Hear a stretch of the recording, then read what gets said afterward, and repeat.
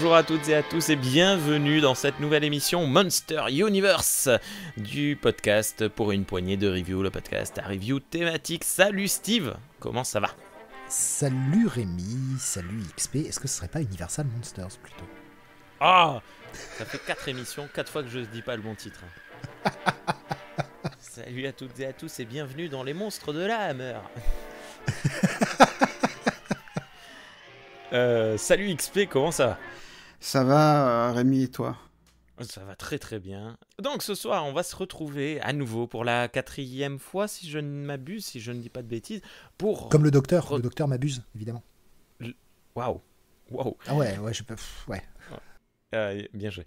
Sur pas mauvaise langue. Donc on va se retrouver pour un nouveau film de James Whale. Ça démarre bien, hein, cette émission, ça va être fun, on va beaucoup rigoler. Pour un nouveau film de James Whale, XP, quel film sera-t-il? Il s'agit de L'Homme Invisible. The Invisible Man en VO. Putain, bilingue le mec. Bill. Non mais ce qui est bien, c'est qu'il faut se dire que on est rendu à la moitié. Après cette émission, il n'en reste plus que 4. 4? Moi j'en compte 3. Il y a la fiancée, le loup-garou et le fantôme. Et l'étrange créature du lac Noir. Ah oui, oh là, je l'oublie tout le temps. Et vous savez que je l'oublie au point que, justement, après avoir vu l'homme invisible, j'ai ouvert le coffret, j'ai rangé, et genre j'ai compté les DVD, les Blu-ray restants, et j'en ai compté 3 alors que je les avais sous les yeux. Donc il y avait... le 4e, il y avait la créature du lac et je compte 3 films. Je ferme et tout et je regarde la jaquette derrière et là je vois 8 vignettes et je me dis mais non, je sais plus combien de vignettes et je vois la créature du lac noir et je me dis merde, mais je suis con quoi. Elle y est. Est-ce que c'est un Blu-ray invisible? J'ai pas mieux, j'aurais pas mieux ça. Ouais. Non, mais écoute, c'est bien, ça nous permet de... J'ai tout donné sur le docteur m'abuse. De retourner sur le film de James Labalaine, James Whale, qui nous fournit là un film assez surprenant. XP, est-ce que tu veux commencer un peu le contexte? Oui, au départ, L'Homme Invisible... paraît en feuilleton en Angleterre dans la revue Pearson Weekly en 1897 et c'est à cette même date que le roman est édité en librairie. Il s'agit du 2e roman de Wells. C'est le 2e roman d'une série scientifique qui vaut à Wells d'être considéré comme le père de la science-fiction moderne. Enfin, c'est oublié Mary Shelley, mais bon, c'était comme ça à l'époque. Et Wells n'est pas le premier à aborder le thème de l'invisibilité, mais par contre, c'est le tout premier à l'aborder du point de vue scientifique. Et comme Wells est un auteur plutôt engagé à gauche, puisqu'il est plutôt socialiste, pour lui, dans son roman, l'homme invisible est une métaphore un peu idéale de l'exclusion, c'est qui lui permet dans son roman d'aborder des thèmes un peu sociaux. Vous l'avez lu, le roman de l'homme invisible, vous? Il y a très très très longtemps. Moi aussi, il y a très longtemps, je devais être au collège. D'ailleurs, je l'ai lu dans la collection livres de poche jeunesse. Donc c'est dire à quel point il est vraiment le roman est accessible vraiment à tout le monde. Ouais. Moi, je me souviens de l'avoir lu au collège également, et c'est le 2e livre de ma vie que j'ai lu sans que l'on me demande de le lire à l'école. C'est-à-dire que j'avais lu plaisir, juste quoi. avant. Voilà, j'avais lu. Enfin, je compte pas les bandes dessinées que je lisais tout le temps, et les quelques livres du genre Ratus, j'aime lire, je sais plus quoi. Putain, Ratus Ouais. J'y avais pas pensé depuis des années, merci Rémi. Ces trucs-là, je les avais gardés en fait de l'école et de temps en temps j'aimais bien les relire parce que ça me plaisait. Mais en fait j'avais lu Le Crime de l'Orient Express. D'ailleurs mon père me l'avait spoilé. J'en étais à la moitié du livre. Il m'avait dit ah ouais, c'est trop bien. T'as vu alors comment t'as réagi quand t'as appris que Chut, il y en a peut-être qui l'ont pas. ah, c'était il y a 90 ans. Et donc, et du coup, il m'avait spoilé. Et donc, je me souviens très bien d'avoir lu L'Homme Invisible quelques semaines, quelques mois plus tard peut-être. Hein. Et ça avait été un chouette moment, j'avais beaucoup apprécié, mais j'en ai très très peu de souvenirs. Et je l'ai recherché là dans ma bibliothèque pour voir. Impossible de mettre la main. Mais pareil, c'était une collection enfant que j'avais à la maison, mais je ne sais pas où il est. Donc, j'ai pas pu le refeuilleter. En même temps, on est vieux, hein, les souvenirs d'enfance, ça commence à disparaître. Hmm. Oui, j'aime bien remonter le moral des gens, moi. Non, mais c'est très vrai. Hein. Écoute. Hein. Ouais, puis c'est des adaptations en roman de la Universal qu'on a fait. C'est le seul qui est édité en littérature jeunesse. Dracula n'est pas édité en littérature jeunesse, ni Frankenstein. Non, ni la momie. Dracula, c'est pas étonnant, le livre est chiant. C'est pas édité. Non, mais le livre est chiant à lire, enfin pour un gamin, je veux dire, c'est un récit épistolaire, c'est hyper chiant à lire. Je l'avais attaqué quand j'avais 10, 11 ans, j'avais arrêté avant la moitié, quoi. C'est quelques années plus tard que je l'ai relu. Mais enfin, ouais, c'est hyper chiant à lire. Ah non, moi je m'étais régalé à le lire, moi. Mais j'étais plus âgé que toi. Ah oui, bah oui, ça aide aussi peut-être. Quand t'avais 11 ans, t'étais plus âgé que lui. Quand il avait 11 ans. Non, mais je l'ai lu, veut dire plus âgé que 11 ans. Ah, d'accord. Je pensais qu'on était dans une émission type Looper, ce genre de truc. Looper on est fatigué, hein, ça se sent. On a envie de parler du film. Alors donc, le studio Universal reçoit un premier synopsis au cours des années 1920. C'est l'agent de Hal G. Wells qui proposait au studio les droits d'adaptation. Et en 1931, la MGM refuse à cause des obstacles techniques qu'elle juge impossibles à mettre en scène. Alors que la Universal, à la fin de l'année 1931, envisage sérieusement le projet, force du succès de Dracula et de Frankenstein. Et les patrons du studio, dont Carl Laemmle Jr., demandent ce qu'il en pense à John Fulton, qui est à l'époque le chef de ce qu'on appelait alors la section des trucages, pour savoir s'il était possible de créer des effets satisfaisants pour le sujet. Et Fulton leur a répondu que oui, c'était possible. Et donc, suite à l'avis de Fulton, la Universal achète les droits du roman le 22 septembre 1931 pour $10,000. Mais avec une condition, le scénario doit avoir l'approbation de Hal G. Wells, et c'est une condition sine qua non.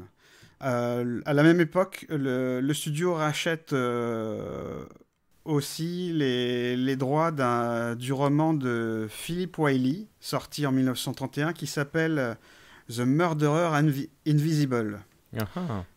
Parce qu'en fait, Universal était plus intéressé par le nom de Wells et par le titre de son roman que par l'adaptation même du roman de Wells. Parce qu'en effet, en 1933, c'est toujours la Grande Dépression. Au début d'année 33, le chômage touche environ 25% de la population active. Les salles obscures se désemplissent et certains cinémas ferment leurs portes. Et les grands studios sont tous à genoux financièrement, donc ils recherchent absolument un succès. Ouais. On dirait pas comme ça, mais 1933, c'est aussi l'année de sortie de King Kong. Le chef-d'œuvre King Kong, mais qui lui est sorti en début d'année 33. Et c'est aussi l'année de sortie de La Momie. Oui, tout à fait, oui. C'est juste histoire de faire un petit placement de produit sur l'émission d'avant. Qui avait été un succès. Hein. Tout à fait. Après le succès de Frankenstein, la Universal donne carte blanche à James Whale. C'est-à-dire c'est lui qui choisit tout.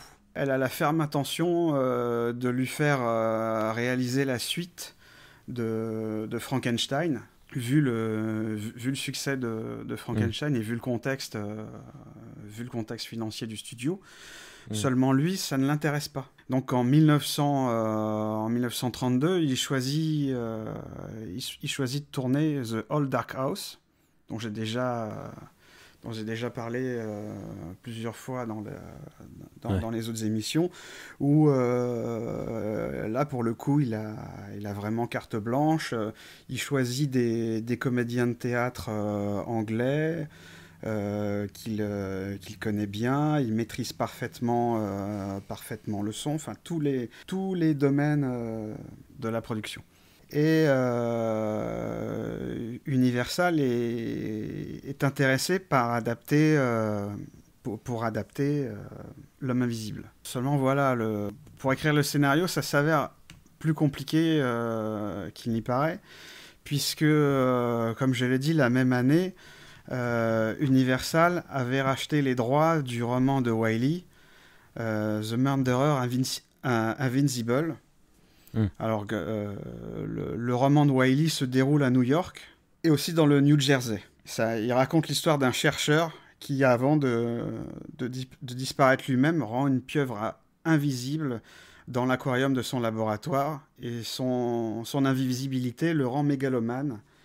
Et il sème la pagaille dans New York, il fait sauter une gare, il commet d'autres coups et larcins, et il finit par être arrêté alors qu'il s'apprêtait à mettre une bactérie invisible du choléra indécelable au microscope dans les réserves d'eau de New York. Il est pas sympa. Et c'est l'héroïne qui lui fracasse le crâne avec une bouteille d'angle, ce qui lui permet d'apparaître et de se faire arrêter par la police. Et donc les premiers scénarios envisagés par les scénaristes de la Universal sont plutôt basés sur ce roman plutôt que sur le roman de L'Homme Invisible. Avant l'arrivée du scénariste du film, R.C. Sheriff, il y a eu 11 scripts et 11 scénaristes différents qui se sont cassés les dents sur le scénario de L'Homme Invisible.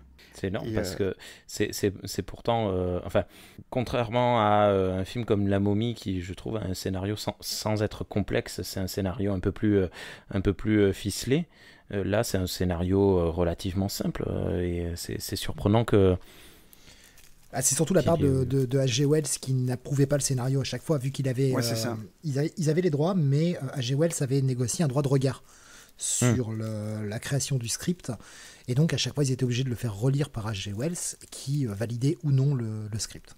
Alors, entre ce qui ne plaisait pas au studio et ce qui ne plaisait pas à H.G. Wells, il a fallu 11 versions avant d'arriver à trouver celle-ci. D'accord. D'ailleurs, H.G. Wells avait des raisons d'être plutôt soucieux, puisque la Paramount avait adapté son roman L'île du docteur Moreau en 1932, mais en trahissant complètement l'essence de son roman, et il ne voulait absolument pas que ça arrive pour son roman L'Homme Invisible. Alors, pour en revenir au scénario, le tout premier script date du 9 avril 1932, et il est confié à Gareth Fort, qui avait déjà travaillé sur les scripts de Dracula et de Frankenstein. Il en avait 6. Gareth Fort. Oh putain! Ouais. Et il l'avait écrit avec un certain Robert Floret. Je ne sais pas si vous vous souvenez de lui, on en avait parlé. C'est lui qui devait réaliser Frankenstein avant que James Whale arrive. Et le premier script donc de Fort ne s'inspire pas du tout du roman de Wells, mais plutôt du roman de Wiley. Et c'est un peu pareil pour les suites des romans. Il y a même John Balderstom qui avait travaillé sur les pièces de Dracula et Frankenstein et qui avait écrit le scénario de La Momie, qui se casse les dents aussi sur le scénario de L'Homme Invisible. Ouais. Par exemple, la version de Preston Sturges, qui après est devenu un grand réalisateur, lui, il avait écrit un script où un docteur traite son assistant de fou en lui donnant un médicament qui le rend invisible. Suite à quoi, tous les deux, ils se rendent en Russie pour venger le meurtre de la famille du scientifique pendant la révolution russe. Il y a une version où on voulait envoyer des rats invisibles attaquer les gens. Enfin bon, c'était n'importe quoi, oui. C'était n'importe quoi, et même James Whale a écrit un traitement de 6 pages dans lequel l'homme invisible est un scientifique qui réussit à se rendre invisible pour cacher le fait qu'il soit défiguré, mais lui aussi, il est malade et connaît une série de meurtres, et ainsi de suite, jusqu'à l'arrivée de R.C. Sheriff, qui est appelé à la rescousse par James Whale. Et là, il faut revenir un peu en arrière, parce que pourquoi James Whale rappelle R.C. Sheriff à la rescousse, c'est parce que James Whale doit sa carrière à R.C. Sheriff. En effet, en 1928, James Whale assiste à la pièce Journey's End, qui est écrite par R.C. Sheriff, et il décide de l'adapter au théâtre. C'est un succès en Angleterre. Et en 1930, il adapte à Hollywood, et c'est aussi un succès. Et c'est grâce à ce succès de Journey's End que la Universal va l'embaucher. D'accord. Donc c'est R.C. Sheriff qui est au scénario, James Whale à la réalisation, et John Fulton aux effets spéciaux, avec l'aide de Al Johnson et Bob Laszlo, qui sont chargés des effets pratiques lors du tournage. Et au départ, Universal pense évidemment à Boris Karloff comme tête d'affiche pour incarner le rôle. Mais or, en 1933, je le répète, hein, c'est la Grande Dépression, tous les studios sont à genoux financièrement, et Boris Karloff devait avoir une augmentation de salaire. Fort de son succès, et la Universal refuse de la lui payer. C'est pour résumer dans les grandes lignes. Et donc il ne sera pas retenu. Et James Whale assiste à une audition pour un film où il voit comment il s'appelle, Claude Rains, qui rate complètement son audition. Même tout le monde se moque de lui lors du casting, et James Whale se dit c'est lui que je veux. D'accord. Il connaissait déjà Claude Rains, puisque c'est un Anglais comme lui, il a déjà vu jouer au théâtre, et Claude Rains a la spécificité de pouvoir un peu tout incarné. Donc Wells l'engage, mais seulement il ne lui dit pas qu'on ne le verra jamais à l'écran. Il l'apprend lors du tournage, ce qui ne va pas du tout gêner Claude Rains. Ah bon, d'accord. Ça le dérange pas qu'on le voit pas du tout, quoi. Non, ça le dérangeait pas. L'homme invisible, c'est le premier rôle parlant de Claude Rains, qu'il avait déjà joué dans un film muet dans les années 20, où il jouait un 7e ou 8e rôle, mais le film a totalement disparu, il est perdu à jamais. D'accord. Donc je vais raconter un peu l'histoire du film en quelques lignes. De toute façon, ça va être assez rapide, parce que au final, on va voir que si concrètement à l'image il se passe des choses, dans les faits il n'y a pas vraiment beaucoup d'actions qui se déroulent. Donc le film s'ouvre sur un mec qui marche dans la neige, on voit qu'il a des bandelettes au visage mais on n'en sait pas plus, et on enchaîne dans un genre de taverne, une auberge dans laquelle il y a beaucoup de musique, beaucoup de gens, et on voit que déjà par rapport au précédents films qu'on a pu voir, hein, que ce soit Frankenstein, La Momie ou Dracula, le ton est beaucoup plus léger que les films précédents. Did you hear about Mrs. Mason's little Willie? Sent him to school and found him buried 10 foot deep in a snowdrift. How did they get him out? Brought the fire engine round, put the hose pipe in, pumped it backwards and sucked him out. Oh yeah. Il y a beaucoup de blagues, en deux plans, deux blagues, une blague directement où quelqu'un raconte une histoire, et une deuxième blague visuelle où il y a le mec qui fait du piano qui se retourne pour saluer, là le piano se remet à jouer sans qu'il soit prêt, c'était très drôle. Mais de suite, ça casse l'image qu'on aurait pu avoir des monstres de la nuit Universal jusqu'à ce moment-là. Je sais pas si ça vous a fait ce feeling aussi. Et l'homme invisible rentre, et en fait, c'est peut-être pour ça qu'on avait autant de blagues, pour mettre un gros blanc, jeter un froid. I want a room and a fire. Alors je dis blanc parce que il est avec des bandelettes blanches, et un froid parce que ça se passe dans la neige. C'est très drôle. Et donc le type demande une chambre, etc. Il s'installe dans cette auberge. Pendant ce temps-là, on apprend alors on apprend son nom, Griffin, c'est ça. On apprend son nom via sa fiancée. On apprend via sa fiancée, désolé, et le père de sa fiancée, qu'il a disparu parce qu'il s'est enfui et on ne sait pas pourquoi. Donc nous, en tant que spectateurs, on sait pourquoi, parce qu'il s'avère qu'il est invisible, mais les autres personnages, les autres protagonistes ne sont pas au courant à ce moment-là. Les gens de l'auberge découvrent que Griffin est invisible. Il s'avère que Griffin, il faut le savoir, il faut le dire, c'est un véritable... c'est presque un salaud, quoi. Il parle aux gens comme s'ils étaient tous des moins que rien. Il est malpoli, il est dur, il est très sauvage, très asocial. Il reste seul toute la journée, tout le temps. Et c'est pour cause, il s'avère qu'il travaille sur des expériences pour redevenir visible apparemment. Mais on découvre son invisibilité, ce qui le fait rentrer dans un état de fureur assez incroyable. Donc il se déshabille totalement devant des gens, hein. C'est la scène la plus iconique du film, qui est très, très facilement trouvable sur les YouTube et toutes les autres vidéos. Si vous voulez voir ça, c'est très facile à trouver. Et dans un état de colère, en fait, il met la zizanie totale dans la ville.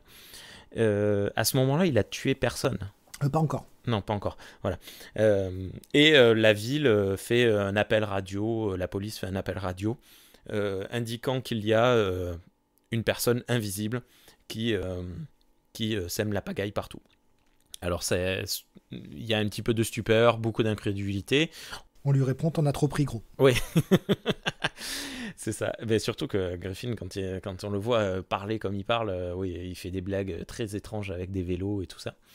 Et donc il s'avère que en continuant toujours d'être en colère, vraiment, il tue le chef de la police. Et donc on a le premier meurtre. Et là, les gens ne rigolent plus du tout. On a compris que on n'était plus dans un film comique. Donc les gens ne rigolent plus, les spectateurs et spectatrices ne rigolent plus du tout. On est rentré vraiment dans un film de monstre plus sérieux comme on a eu jusqu'à présent. Griffin s'enfuit de cette ville, et c'est ça qui est un peu bizarre, c'est que j'ai l'impression, on voit les mêmes policiers dans les deux villes, j'ai l'impression qu'elles sont pas si éloignées l'une que l'autre. Mais ils le disent, il y a 15 km entre les deux. Ah mais c'est tout. Non, 25 km, qui est à peu près 15 miles, 25 km entre les deux villes. D'accord. C'est pas très malin d'aller se cacher dans la ville d'à côté, quoi. J'avais pas compris ça. Ok. Et donc, il va retrouver son ancien collaborateur qu'il pense être fiable pour se cacher. Et pareil, il le traite comme un sagouin. Et en fait, son collaborateur, dont j'ai oublié le nom, se rend...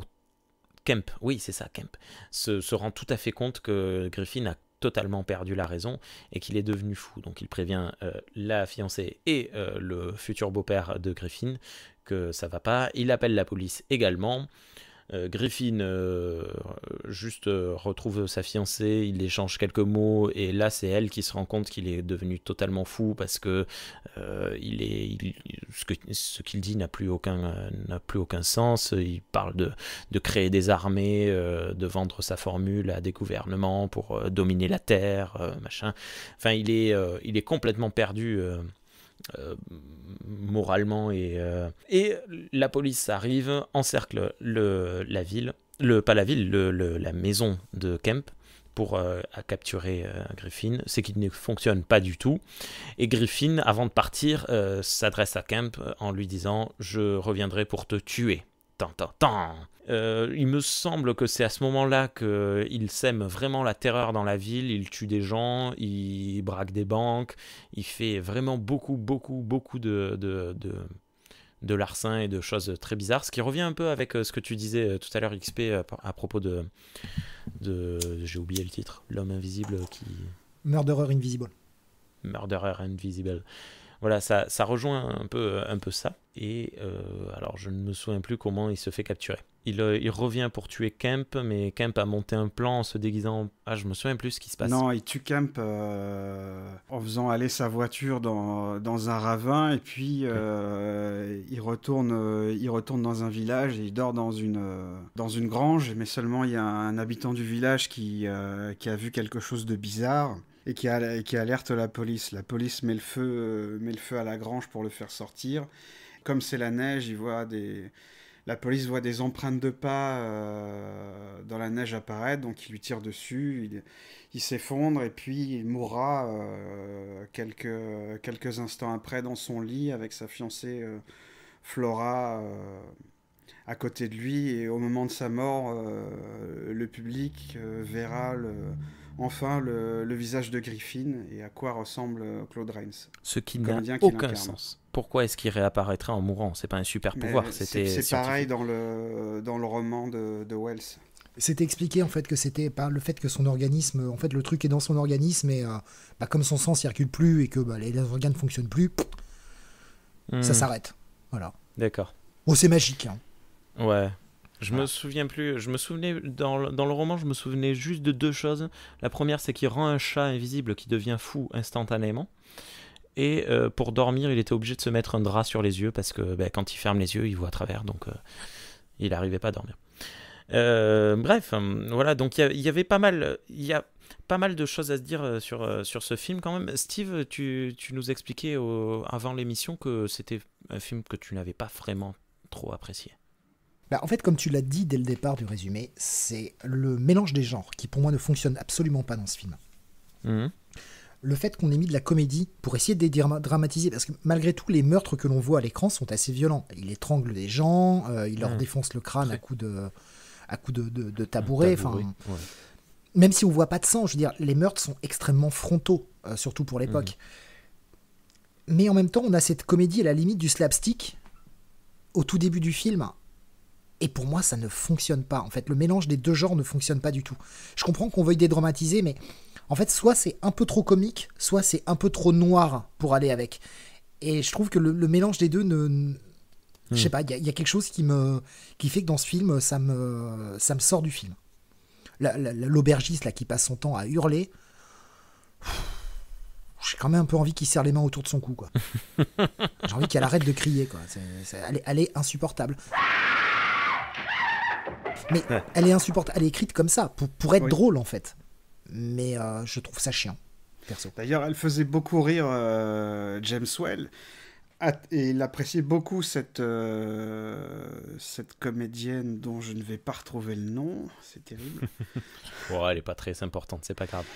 Quand même, parce que James Whale avait légué une partie de ses biens à sa mort à cette comédienne qui est décédée 2 ans après lui.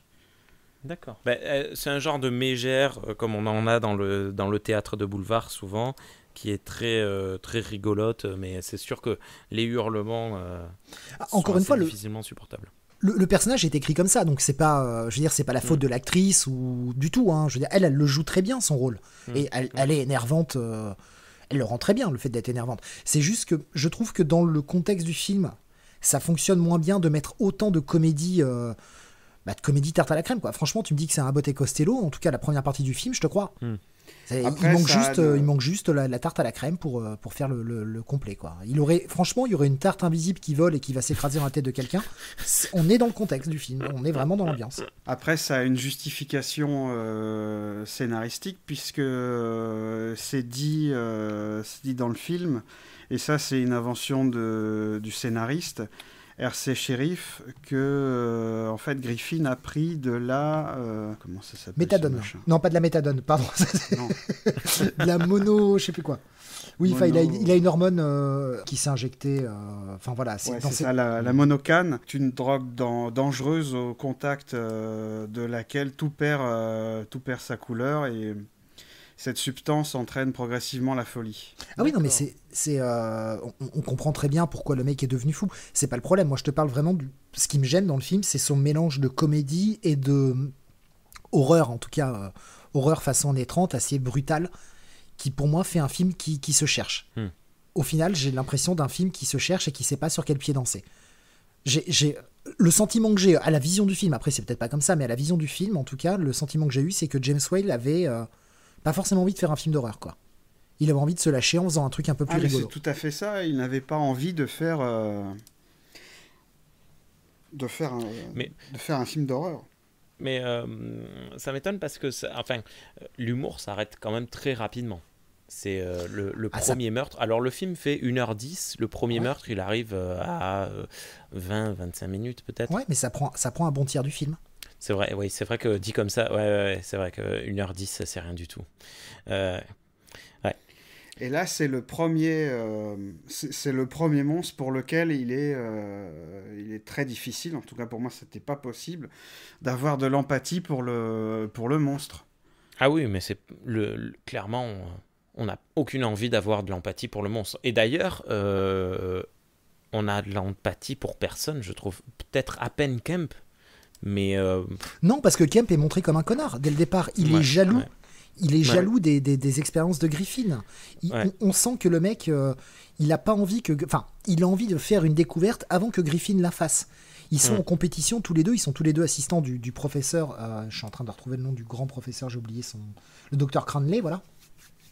Ils sont tous les deux assistants du docteur Cranley. Ils ont envie d'être celui qui va avoir l'expérience, qui va satisfaire leur maître de stage, ou en tout cas leur professeur référent.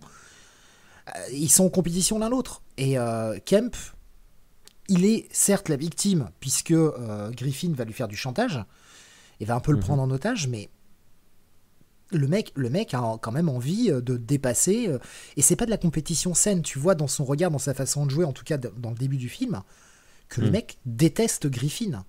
Certes, parce qu'ils sont concurrents, mais il le déteste réellement.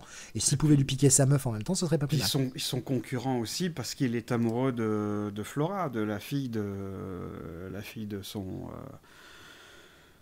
maître, qui elle est amoureuse de Griffin. Qui lui est amoureux de lui-même. Si on regarde un petit peu de plus près le scénario de Griffin, on voit qu'il ressemble quand même pas mal à celui de Frankenstein, puisque on a un scientifique qui avait une fiancée qui part pour faire son expérience isolée. On a un scientifique qui était quelque part son maître, qui n'est pas d'accord avec lui. On a aussi un rival du scientifique qui est aussi amoureux de la fiancée. Il y a un peu les mêmes bases que dans Frankenstein, même si c'est pas présenté avec forcément les mêmes intrigues, mais il y a à peu près les mêmes ingrédients disposés différemment. C'est vrai. J'avais pas vu ça comme ça. Après, Non, je t'en prie, Ouais, je t'en prie. Non, excuse-moi. j'allais juste chercher les points divergents, en fait. J'allais dire, il y a des points divergents, mais on s'en fout. Vas-y. Après, ce qui vraiment fonctionne dans le film, et XP en a déjà parlé, ce sont les effets spéciaux qui sont Les pour putains l'époque. d'effets spéciaux. Et même encore aujourd'hui, putain, ça fonctionne. Voilà. Oui. Alors, je crois qu'on a tous les trois la même version Blu-ray d'une qualité absolument incroyable. Irréprochable. C'est vraiment superbe. Il y a deux trucs qu'on voit, mais parce qu'on est sur une qualité Blu-ray, c'est le vélo, on voit les câbles et le rail Oui. qui roule tout seul. C'est assez visible, mais je pense que à l'époque ça ne devait pas se voir. Et à un moment, l'homme invisible, Griffin, est filmé d'un petit peu trop près, et on voit enfin, on voit tout le temps plus ou moins la forme de son corps quand il est invisible, mais il y a un moment où on voyait bien la mâchoire. Mais c'est parce que vraiment on est sur une qualité Blu-ray. Mais pour l'époque, ça devait être, ils devaient se demander, les gens, mais comment c'est possible ? C'est fou, c'est génial. Ouais, et on voit aussi, en faisant bien attention aussi, on peut apercevoir les fils avec les objets, les objets qui se déplacent tout seuls aussi. Ouais. Et notamment une assiette qui va droit sur le portrait de la photo de la patronne qui est accrochée au mur. Ça, moi, ça m'a fait hurler de rire. Alors moi, je suis très bon public pour ça, mais c'est complètement bête. Mais pourquoi est-ce que dans ton auberge, il y a des portraits de toi-même dans les chambres des clients ? On ne sait pas. Mais... Est-ce que c'est eux-mêmes ou est-ce que ce serait pas leurs ancêtres, tu vois, qui leur ressemblent beaucoup ? C'est pas forcément... Oh punaise, j'espère pas. Enfin, bon, bref. Non, c'est juste que moi, ça m'a fait beaucoup rire. Ah non, il y avait quelque chose que j'avais noté. Mais ça rejoint... Alors, c'est pas un effet spécial, mais il me semble, vous allez me dire si j'ai tort, des 4 films qu'on a vus jusqu'à présent, c'est le seul film qui s'ouvre sur un générique déroulant. Est-ce que vous l'aviez remarqué ? Oui, c'est vrai, effectivement. Ouais. J'avais pas remarqué, mais maintenant que tu le dis, ouais, c'est le premier film qui s'ouvre sur un générique comme ça, ouais. Ouais. Avec justement en fond, on voit l'image en transparence, très très très floutée, mais on voit l'image en transparence. Ouais, alors que Frankenstein et Dracula, c'était juste des écritures blanches sur ouais, fond c'était noir. un carton, oui. Des cartons, voilà. Tout à fait. La momie, il y avait une idée de la caméra qui tournait autour d'une pyramide qui affichait les trucs. Donc déjà, ça, c'était assez novateur. On n'en a peut-être pas parlé, je crois. Et là, moi, j'ai trouvé... ça m'a sauté aux yeux. Je me suis dit, tiens, c'est la première fois qu'on voit ça. C'est cool. C'était assez chouette. Mais c'est vrai que l'atout principal de ce film, de toute façon, il est dans tout ce qui va être visuel, quoi. Il est assez bien, follement réussi. Et ce qu'il faut rajouter aussi, c'est que la musique au début du film, c'est pas le Lac des Cygnes. Hein, oui, ça changeait. C'est une musique. Il était putain de temps. C'est une composition originale d'un compositeur qui s'appelle Heinz Rommeld, et la musique n'est là que pour le début du film, et elle ne reviendra que lors des 7 dernières minutes du film. Eh ben, franchement, elle était... Oui, c'est mieux que le Lac des Cygnes, hein, mais elle est très légère. Ouais, mais pas beaucoup de... Il n'y a pas grand-chose à dire dessus. Il y a un truc intéressant. Si, il y a un truc à dire, c'était pas le Lac des Cygnes. Et franchement, c'est hyper plaisant d'avoir un film qui s'ouvre pas sur le Lac des Cygnes. Vraiment. Et c'est encore une fois l'occasion pour James Whale de faire des expériences sur le son, puisque lors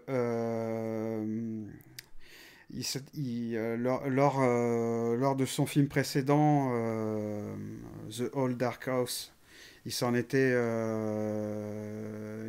donné à cœur joie avec c'est un film absolument sans aucune musique, mais avec des sons de pluie, de vent, des bruits de pas et tout, énormément de sons. Et là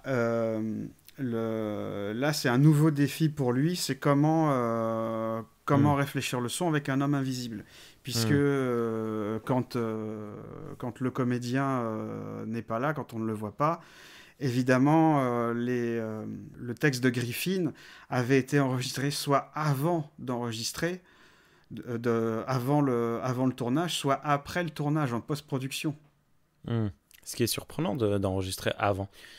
C'est un peu bizarre. Ouais, et puis il y a plein de bruitages du coup quand on filme rien et qu'on voit des objets bouger, on entend les bruits, machin. Et est-ce que je l'ai fantasmé ou est-ce que à la fin, quand il marche dans l'air, dans la neige, ça fait scrunch, scrunch, Oui, non, scrunch. ça fait Oui, des bruits. non, ça fait ça, oui, oui, tout à fait. C'est génial. C'est con, hein, mais c'est génial. Eh oui, mais c'est pousser le réalisme jusqu'au bout. Mhm. Et c'est Mais- très bien, oui, oui. Mais C'est une ce qu'il fois faut. le premier tiers du film passé, une fois que le moment comédie est passé, le film est bien bien mieux, je trouve. Hmm. Mais c'est qu'il y a le premier tiers à se taper, quoi, qui est assez pénible, sincèrement. D'accord. Bah, pour être totalement honnête, je me suis endormi en regardant dans cette première partie, quoi. Ah oui, d'ailleurs, ça c'est très, très intéressant que tu le dises parce qu'on en parlait pareil avant d'enregistrer. On s'est tous les trois endormis devant ce film. Alors Ouais. on l'a pas regardé ensemble hein, parce que voilà, confinement. mais Ne fais pas mentir les légendes. voilà. Mais il y a peut-être une raison. Bon, moi, il était 1h du matin quand j'ai commencé à le regarder. Moi, j'étais très fatigué aussi par une Ouais. semaine de boulot. Ouais, mais tu vois, les 3 autres films, je les regardais dans les mêmes conditions, mais celui-là, je me suis endormi. Il y a un truc qui va pas avec le rythme, il y a quelque chose qui va pas avec le ton. Peut-être qu'une fois de plus, comme je le disais, il se passe pas tant de choses que ça. La tension est pas non plus palpable. Après, tout dépend le moment où vous êtes endormi. Enfin, moi, je sais que c'était encore le moment comédie, quoi, où je me suis complètement endormi. À partir du moment où il y a, où ça bouge enfin, que le moment comédie est passé, c'est-à-dire que le flic est venu le voir dans la chambre et que le mec commence à péter les plombs et commence à s'enfuir. À partir de là, le film est prenant. Mais avant, c'est mou, quoi. D'accord. Moi, c'était après la discussion entre Griffin et sa fiancée. Quand il fait la pose, la superbe pose, quand il est tourné vers le soleil, le poing serré, très, très communiste dans l'idée. C'était très rigolo et je me suis endormi là. Enfin, je pars là, parce que après, c'est le lendemain que j'ai revu la suite. Bref. Il y a un truc quand même que j'aime bien dans la construction de cette histoire, c'est que on ne nous montre pas Griffin qui devient invisible. Pourquoi est-ce qu'il devient invisible? Non. On commence in media res, il est déjà invisible et ce sont d'autres personnages qui, via leur discussion, nous disent ce qu'il a fait et plus ou moins pourquoi est-ce qu'il a fait ça. Et ça c'est cool parce que ça change un peu la structure et puis voilà, c'est pas forcément les origines d'un personnage qui sont les plus intéressantes, c'est ce qui vient après. Hein, De toute façon, ça aurait servi à quoi? Je veux dire, en termes de cinématographie, ça aurait servi à quoi? Voir un connard faire avec 3 tubes à essai, faire des expériences, s'injecter un truc. C'était pas intéressant. C'était vraiment pas intéressant à raconter. C'est mieux de le raconter par le jeu et notamment le moment où il confronte Kemp, où on voit qu'il assoit son pouvoir sur lui. C'était beaucoup plus intéressant de le raconter comme ça, en fait. Exactement. Surtout que le début du film est très fidèle au roman de Wells. Le début, c'est exactement pareil. Les ajouts de shérif, ce sont le personnage de Flora, la fiancée, et de son père. Et aussi de la Monocane qui explique le fait que Griffin devienne de plus en plus fou et de plus en plus mégalomane. Et par contre, moi, ce qui m'a fait plaisir, c'est de retrouver la mise en scène de Well et toujours de retrouver sa façon de présenter les personnages. Parce que quand l'homme invisible rentre dans l'auberge, il le présente de la même façon qu'il avait présenté la créature de Frankenstein. Il fait 3 gros plans de plus en plus rapprochés sur le visage de Griffin. Et ce qui est intéressant aussi, c'est que ce que j'ai vu, hein, c'est que quand il nous présente, je sais plus le nom du vieux professeur. Le docteur Cranley, pardon. Ouais, le docteur Cranley, il nous le filme tout de suite dans l'action avec une blouse blanche à faire des expériences. Donc on sait déjà tout de suite qu'il est scientifique et arrive Flora, sa fille, et on devine qu'il y a un rapport de force entre les deux puisque Well filme légèrement en contre-plongée le professeur, et on comprend par les dialogues que le professeur est le père, est le père de Flora, qui est interprété par Gloria Stewart. Par Gloria Stewart, voilà, que Wells avait déjà dirigé dans The Old Dark House, et que nos auditeurs connaissent tous, puisque c'est elle qui jouait le rôle de Rose âgée dans le Titanic de James Cameron. Ah, excellent. Pour lequel elle aura le droit à une nomination aux Oscars. D'accord. Et qui a relancé sa carrière. D'accord. Elle a refait d'autres films après. Après, c'est cool. Quelques-uns, ouais. C'est énorme. Je connais pas. Elle arrêtera sa carrière en 2004 et décédera malheureusement en 2010. Oh. Ok. À un âge plus que vénérable. Très avancé, ouais, c'est bien, bravo. Ok. 100 ans. C'est très bien. C'est très bien. Je suis pas sûr de les atteindre. Hein. Si j'en fais la moitié, c'est bien. Il y avait un autre truc qui m'a surpris aussi dans le déroulé du scénario, lorsque la première fois que Griffin et Kemp entrent en discussion. Griffin, bon, égal à lui-même, est un vrai salaud. Il saoule Kemp, mais vraiment, il lui donne des ordres dans tous les sens pour qu'il aille lui chercher des vêtements. Puis, une fois habillé, il le saoule pour qu'il aille chercher sa voiture, et il se déshabille pour monter dans la voiture. Il y a vraiment quelque chose qui est très étrange dans cette scène, que Griffin est nudiste, en fait. Ouais, voilà, mais vraiment, en plus, il est vraiment très casse-pied, hein. Il lui dit vraiment, il me faut des vêtements, il me faut ceci, il me faut cela, allez, maintenant, tout de suite, dépêche-toi, machin. Il le suit en lui faisant croire qu'il le suit pas, ou je sais pas, enfin, peut-être que c'est moi qui ai interprété ça comme ça, mais c'est très, il est vraiment terrible. Et puis, ça y est, il est habillé, et là, il dit, bon, allez, on y retourne, va chercher la bagnole, moi, je me déshabille. Ça fait 5 minutes que t'es là, mec, t'as même pas fini ta cigarette. Il est insupportable. Mais le mec a la folie des grandeurs. Clairement. Hein. Ah ouais, oui, mon plan pour diriger le monde, et puis après on va faire tomber le système banquier. Enfin, ta gueule. Ah ouais, c'est toi. D'ailleurs, Well le filme toujours en contre-plongée pour montrer, pour souligner sa mégalomanie, ce qui est renforcé par la voix puissante de Claude Rains. Oui. Il a une voix très très particulière. Hein. J'aime beaucoup. All right, you fools. You've brought it on yourselves.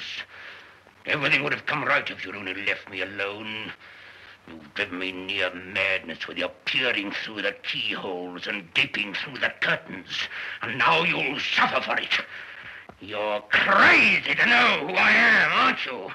All right, I'll show you. Sa voix et son rire, n'oublions pas son rire aussi. Oui, son rire aussi, oui, tout à fait. Ce rire complètement dingue. How do you like that, eh?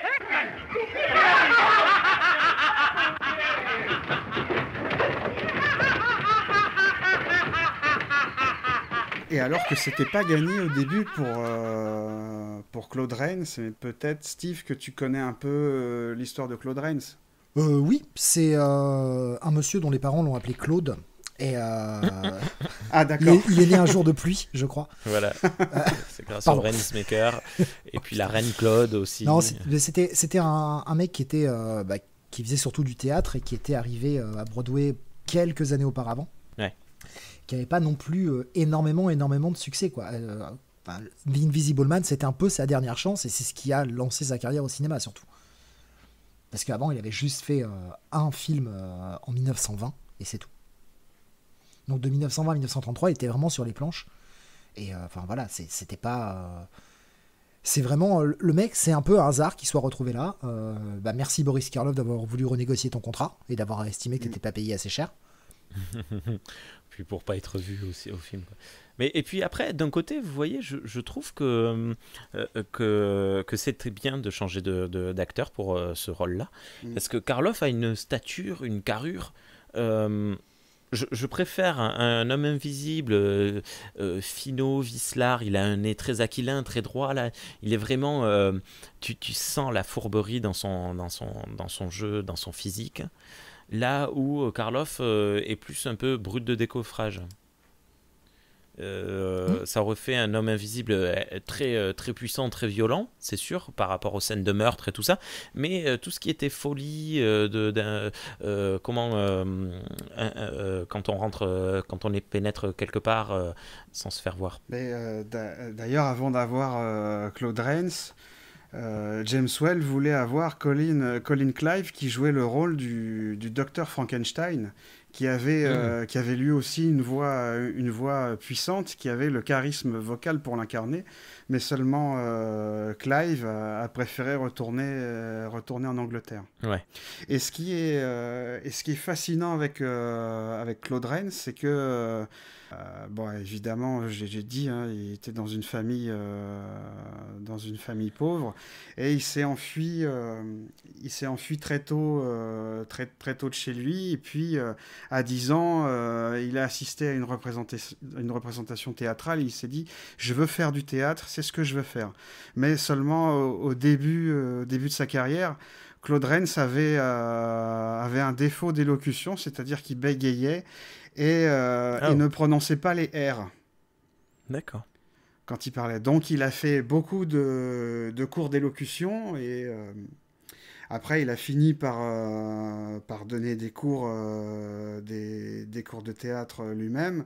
Ce qu'il faut savoir sur Claude Rains, c'est qu'il a été mobilisé pendant la Première Guerre mondiale et il a été victime de gaz pendant la guerre. Et c'est à cause de ces gaz qu'il a cette voix si particulière, si rocailleuse. Et pendant la guerre aussi, il avait son œil droit et il ne voyait quasiment rien. Ça s'est quasiment pas su de toute sa carrière. Ça a été révélé au moment de sa mort, il me semble. D'accord.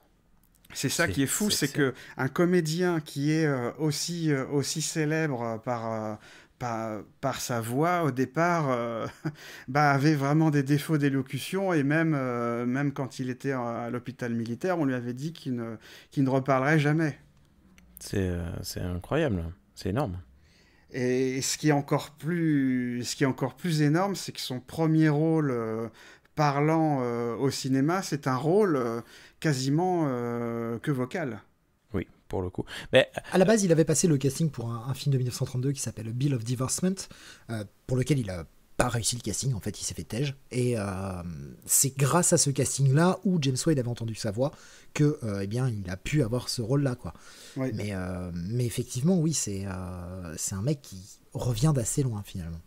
Tout à fait, ouais, Mais tous, hein, ce qui est fou, tous, c'est vraiment le hasard, les rencontres, le destin, et c'est des histoires incroyables. Hein. Et on aura l'occasion de reparler de Rains, de toute façon, dans Le Fantôme de l'Opéra, puisque c'est lui qui tient le rôle titre. Le mec a quand même eu une vie un peu dissolue. 6 femmes, quand même. Wow. En même temps. Non, sur toute sa vie. Dont Mary Hemingway, hein, donc avec laquelle il s'est marié en 1920 et avec laquelle il a divorcé en 1920. Ah, oui. Pas mal. Mais oui, écoute, pourquoi pas. Pas mal. Oui, non, mais c'est voilà, c'est ça, c'est les acteurs. D'aucuns vivent des aventures. Il est une aventure. Voilà. C'est beau. Ouais. C'est OSS 117. Hein.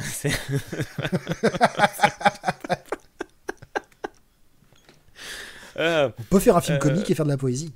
Voilà.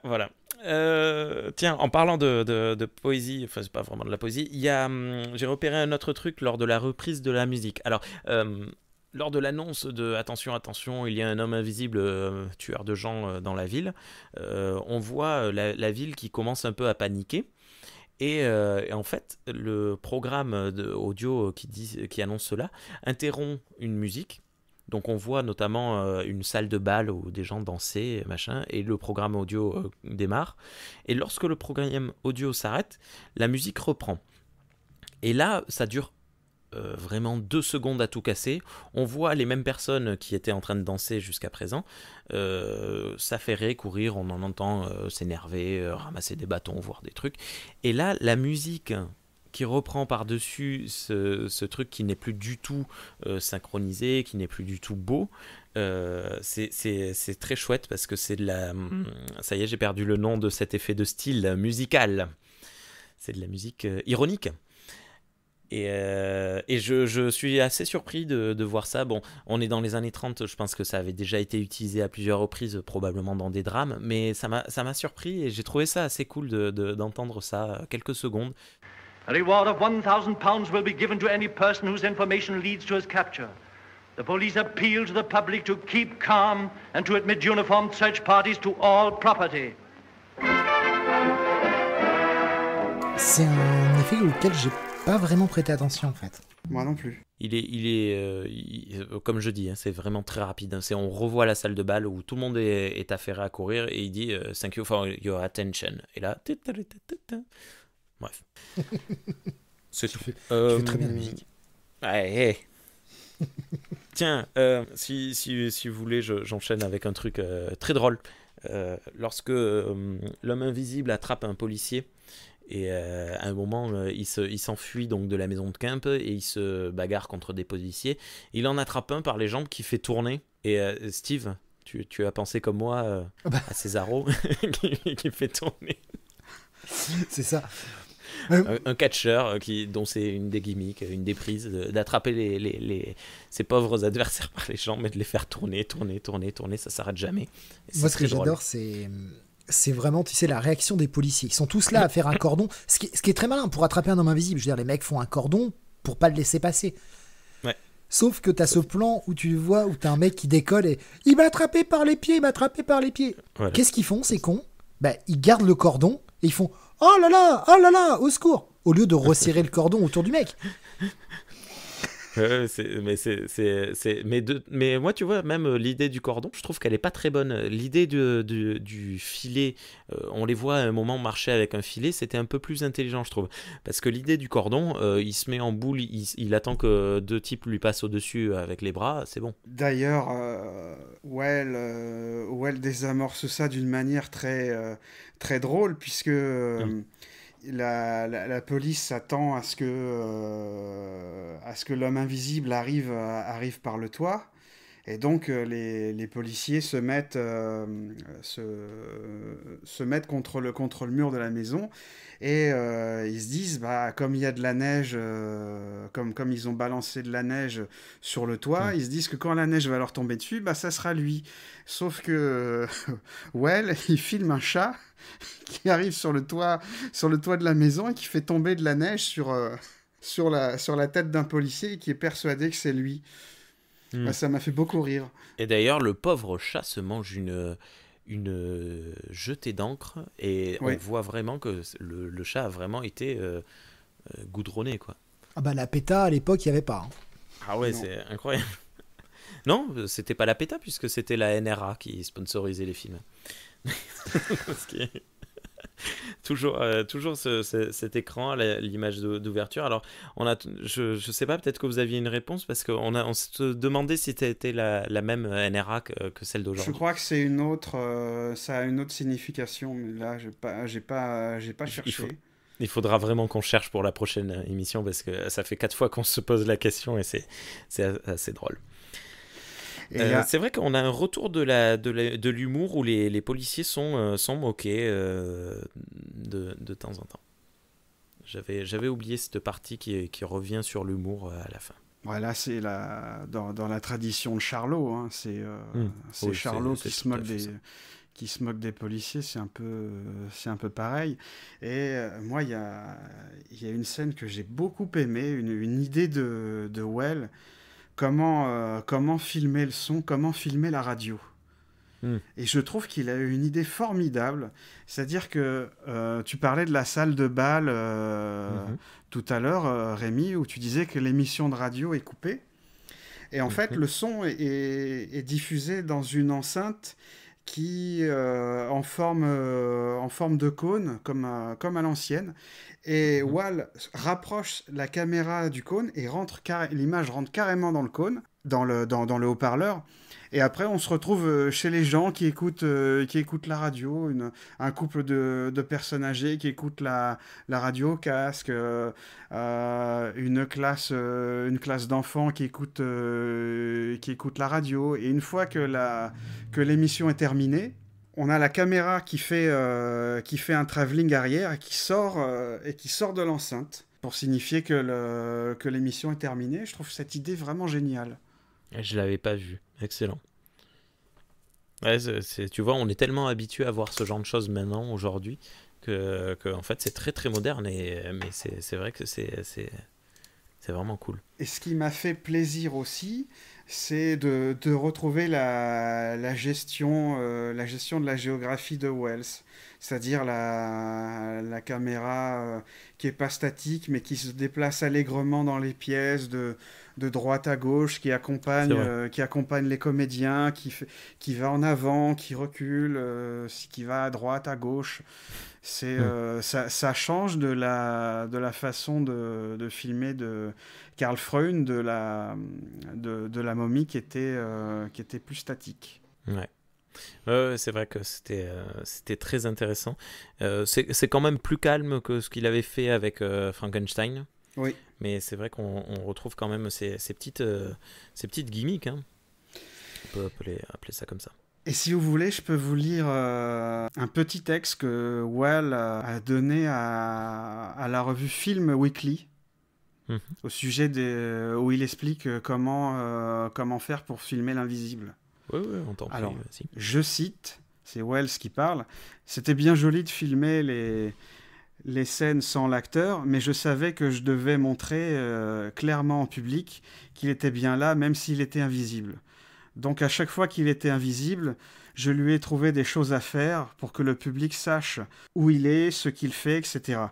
Dans une scène, je le fais asseoir dans un rocking chair pour que, grâce au mouvement du fauteuil, on puisse le repérer, même si on ne le voit jamais. Il est assis et parle avec quelqu'un. Je montre le siège qui s'affaisse quand il s'assoit. Et quand il prend qu'il prend le ton de la confidence, je fais déplacer le fauteuil vers Kemp, comme si l'homme invisible se rapprochait pour avoir une conversation plus intime. » C'est vrai. Et tiens, d'ailleurs... Pardon, tu as fini la citation ? Oui, fin de citation, pardon. Oui. Excuse-moi. Est-ce que vous avez vu le film récent, Invisible Man ? Non, je ne l'ai pas vu. Punaise, je m'étais juré de le voir avant qu'on fasse cette émission et j'ai pas eu le temps. Oui, mais légalement, il n'est pas sorti, je crois.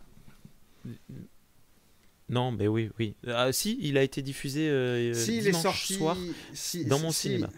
S'il est sorti mercredi avant le confinement. Oui, non, mais il est juste sorti au cinéma, il n'est pas sorti en DVD, quoi. Oui, mais je l'aurais pas vu. Il est sorti en VOD, il me semble. D'accord. Ah, c'est excellent.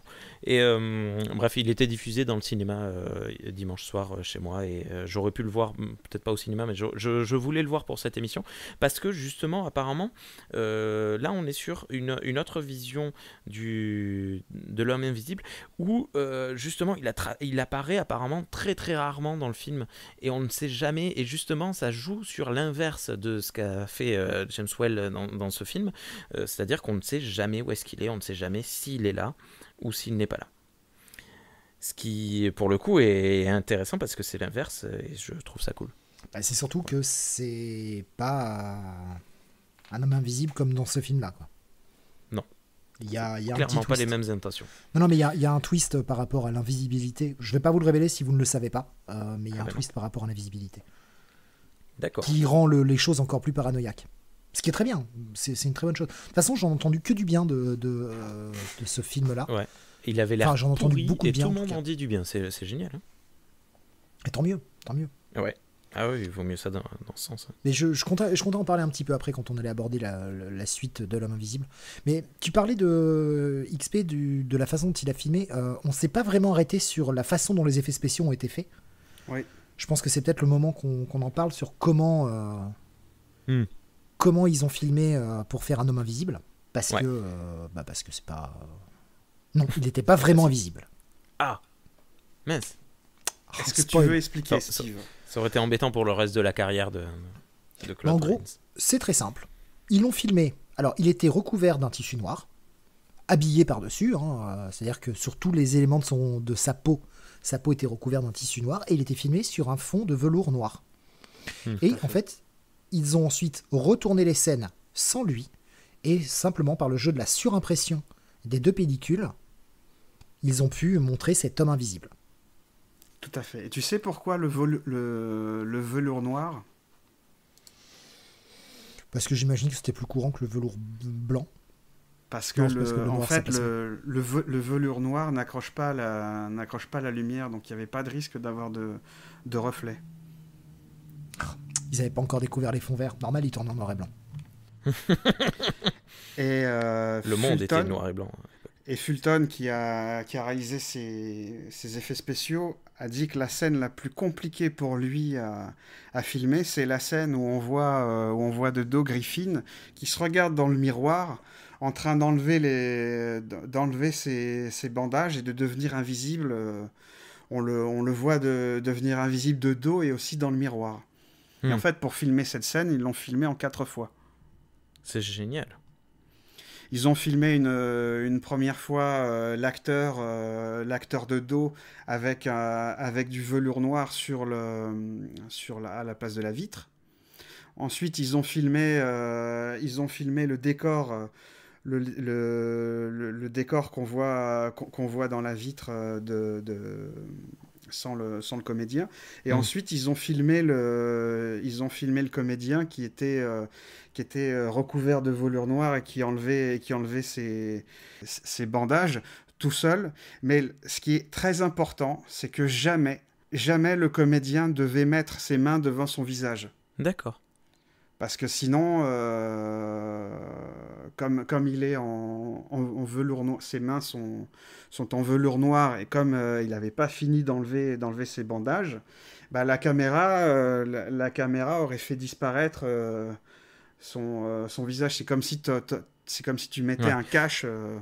D'ailleurs, à 2-3 reprises, quand il est juste en vêtements, mais pas la tête, à plusieurs reprises, quand il se tourne ou des choses comme ça, son col disparaît. Le col de son peignoir ou ce genre de choses disparaît. C'est vrai que ça arrive à plusieurs reprises. Et là, je vais vous citer ce que disait Fulton disait dans une interview que tout devait être parfaitement coordonné pour que le point de vue, la perspective et l'action se correspondent. Il dit même que certains négatifs ont dû être retouchés et qu'il a fallu régler l'action en s'assurant que les mains de l'acteur ne passent pas entre lui et la caméra, ni entre le reflet et la caméra. C'était le plan le plus difficile à tourner. Et c'était pas toujours, ce qu'il faut savoir, c'était pas toujours Claude Rains qui était dans les vêtements de velours noir, mais c'était souvent une doublure qui tournait à l'aveugle, puisque même ses yeux étaient cachés. Et pour respirer, il y avait un système de tuyaux comme un scaphandrier, et les tuyaux étaient cachés le long de la jambe du pantalon. Et ce qui est dingue, c'est que Fulton raconte qu'à cause de la chaleur des éclairages, la doublure s'est évanouie lors d'une scène. Et là, je cite encore Fulton, même si ces scènes étaient tournées sans le son, c'était difficile, sinon impossible, de diriger l'acteur. Le masque étouffait les bruits extérieurs et le grondement émis par les tuyaux d'air couvrait tous les sons qui filtraient à travers le rembourrage. D'accord. Si je prenais un grand porte-voix et que je criais à tue-tête, il entendait tout juste un murmure. Nous avons donc dû répéter et répéter pour faire de nombreuses prises. En général, au bout de la 20e prise, on se sentait tout juste prêt à réussir le plan. Oh, putain, le gâchis de bobine. Il fallait aussi que l'acteur bouge de façon naturelle, mais sans laisser voir l'extrémité de ses manches ouvertes, ce qui aurait gâché évidemment l'illusion. Et il ne devait jamais passer les mains devant lui. Et il y avait des petites imperfections qui étaient décelées évidemment le lendemain quand il regardait le film. Et pour remédier à ces petits problèmes, il y a des techniciens qui retouchaient soigneusement la bobine image par image, avec une brosse et de la teinture opaque. Et selon Fulton, il y a 64 000 images qui ont été retouchées de cette manière. C'est dingue. C'est vraiment une révolution technique, ce film. C'est le fond vert avant le fond vert. Ouais, mais c'est incroyable parce que je m'en veux un peu qu'on n'ait pas arrêté de lui casser du sucre dessus. Et il y a encore une difficulté supplémentaire pour Fulton, c'est que quand il tourne les plans de l'homme invisible dans un fond noir, et il fallait aussi harmoniser l'éclairage des parties visibles avec l'éclairage du chef opérateur Arthur Edson dans les scènes normales du film. Et arriver à ce résultat-là, franchement, c'est éblouissant, quoi. C'est éblouissant parce qu'on voit ce film en 2020. On est toujours épaté par les effets spéciaux qui n'ont pas du tout vieilli. Et on se demande toujours, la première fois qu'on a vu le film, comment ils ont fait. Ouais. Mais le fait qu'on ait un peu casser du sucre sur le dos du film, et encore, enfin, qu'on ait dit qu'on n'est pas apprécié, tu peux avoir les meilleures intentions du monde et rendre la meilleure copie possible, et le film ne fonctionne pas. Ça arrive. Enfin, ne fonctionne pas dans ce que nous, on a ressenti. Après, ça n'empêche pas le fait qu'il y ait eu un immense travail sur le film. Et c'est pas parce que pour certaines scènes, ils ont eu un boulot de malade qu'on doit mettre une meilleure note au film si ça ne fonctionne pas, ça ne fonctionne pas, malheureusement. Tu peux avoir les meilleures intentions du monde et te foirer lamentablement. Plan 9 from Outer Space, par exemple. Mais après, le travail en lui-même est à respecter. Malheureusement, le travail pour ce film-là ne sera pas respecté du tout. Avec les effets spéciaux qu'ils ont faits, ils n'ont même pas été nommés aux Oscars. Non, il n'y avait pas d'effets spéciaux pour les Oscars. Non, il n'y avait pas d'Oscars pour les effets spéciaux à cette époque-là. Dans ce sens-là, c'est mieux. Il faudra attendre le film d'après, de 1940, pour qu'il y ait une nomination. Ils ne le remporteront pas, mais ils auront une nomination pour le film d'après. Alors que le travail est incroyable, quoi. Ah, mais c'est un truc de fou. Et ce qui est bien, c'est qu'on a les écrits de Fulton qui expliquent comment ils ont fait les effets spéciaux. Alors, la scène des empreintes, il explique, je cite, « Là où les empreintes devaient apparaître, on a creusé une tranchée qu'on a recouverte d'une planche dans laquelle on a découpé les empreintes.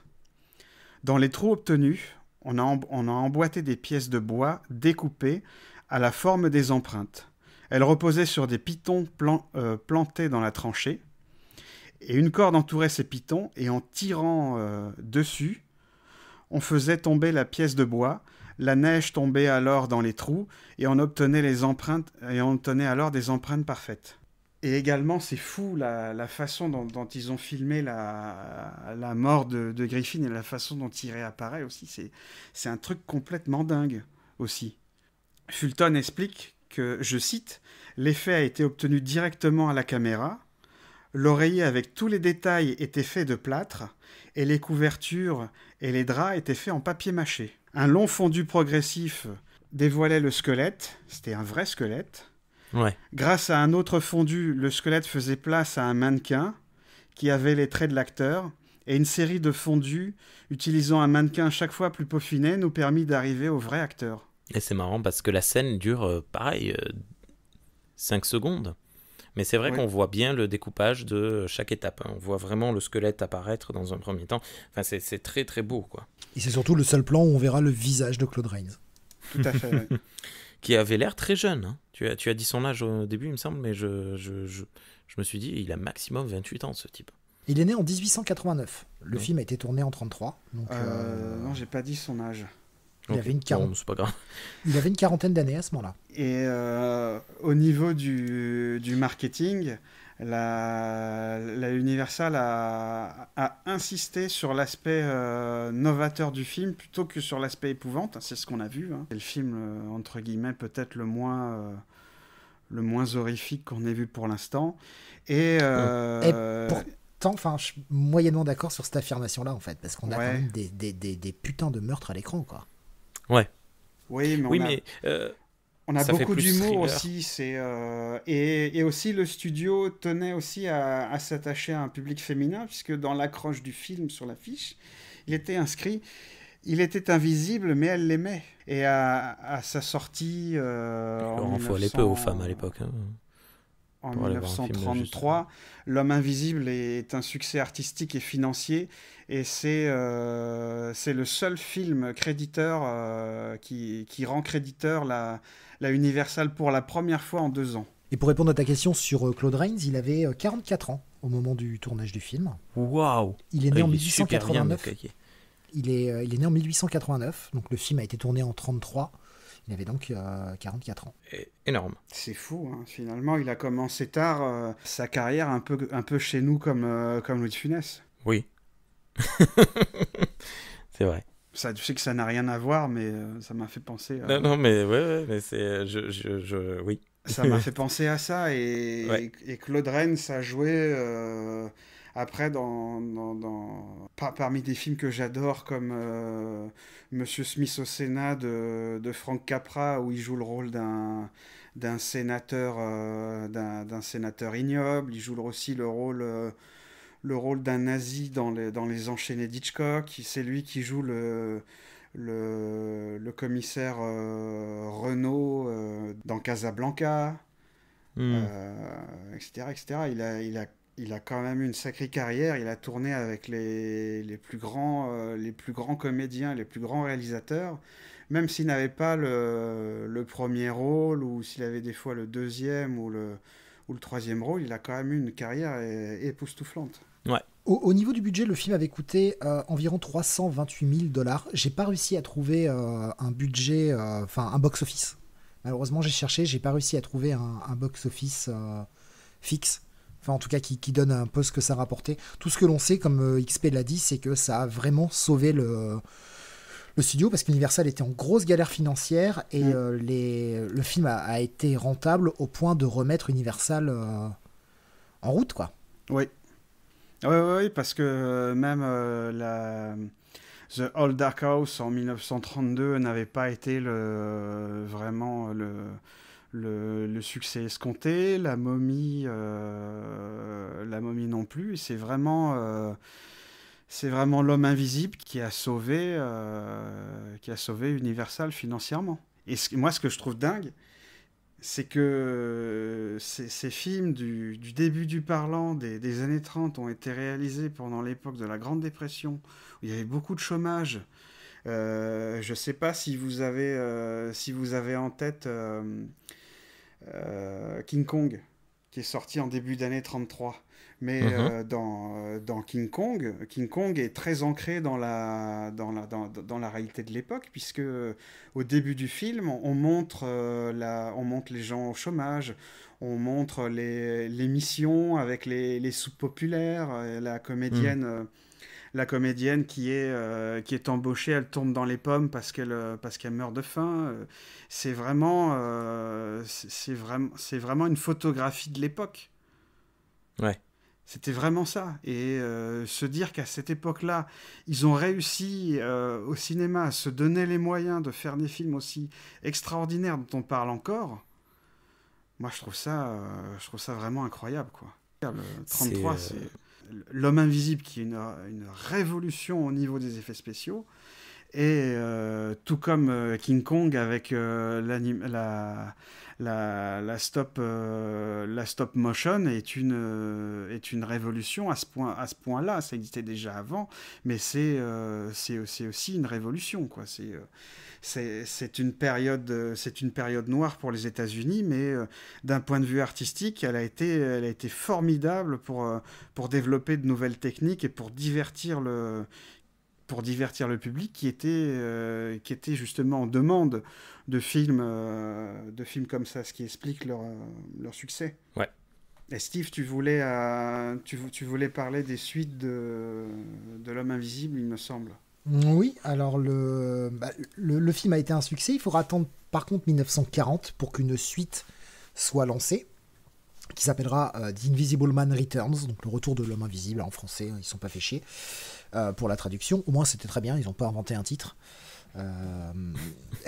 Qui est qui est bien différent en fait. On n'a pas le même personnage de toute façon. À la fin du premier film, le mec meurt, et là on va voir en fait un descendant qui va récupérer un descendant du rôle principal en fait de l'homme invisible, qui va retrouver la formule. Bon, un peu la même chose, hein, voilà, avec des acteurs différents. Cette fois-ci, ce sera quand même Vincent Price qui fera le rôle. Le tout jeune Vincent Price. La classe. Ouais. Donc, le film sera lui aussi un gros succès, et lui, par contre, aura une nomination aux Oscars pour ses effets spéciaux. Et avec toujours Fulton aux effets spéciaux, et qui va s'améliorer de film en film. Ouais, c'est lui qui fera de toute façon tous les films de l'homme invisible de cette époque. Hein. C'est ça qui est plutôt cool. Donc, le film aura un bon budget, puisqu'il aura un budget un peu moins important que l'homme invisible. Il aura 243 000 $ de budget. Là, par contre, j'ai le box-office. Il en a rapporté 815 000, donc un film bien rentable. Donc ça, c'est la bonne suite. On aura ensuite, en 1940, une deuxième suite qui s'appelle La Femme Invisible, qui est certes toujours très bon dans ses effets spéciaux, mais qui est beaucoup plus oubliable en termes de... Oui, qui est plus sous le signe de la comédie. Hein. Ouais. C'est une femme qui trouve le côté, la formule, et qui devient invisible, et qui va... on a notamment cette scène que tout le monde a vue, où on la voit faire un défilé de mode en étant invisible, et faire paniquer tout le monde. Voilà, la scène emblématique. On aura ensuite en 1942 une suite extrêmement intéressante dans son propos. On est en 1942, c'est la guerre.